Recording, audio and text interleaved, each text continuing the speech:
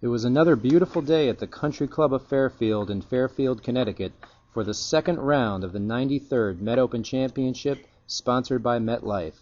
Today was cut day, as the field of 135 professionals and amateurs would be reduced to the low 60 in ties after completing their second tour of the 6,370-yard par 70 layout designed by Seth Rayner along the shores of Long Island Sound.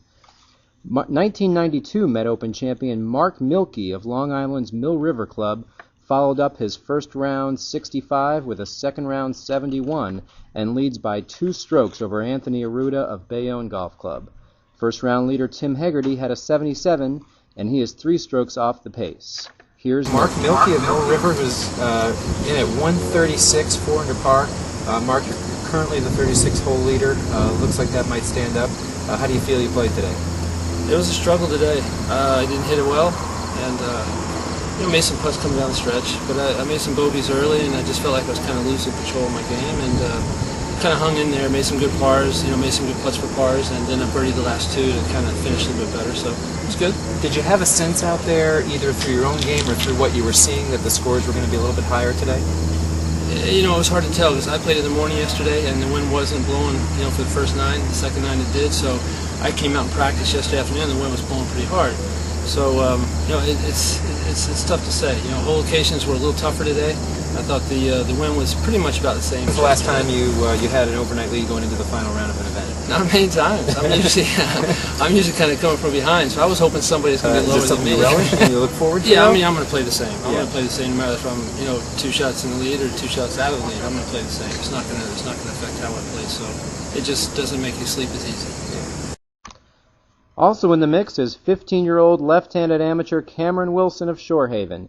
Wilson leads all amateurs after a second round 69 for a 139 total, putting him 3 strokes off the lead. Scott Paris of Plainfield Country Club also is at 139 after his second round 69. Here, Wilson plays his approach shot to the par 4 third hole. He plays it just above the hole and would go on to 2-putt for a par.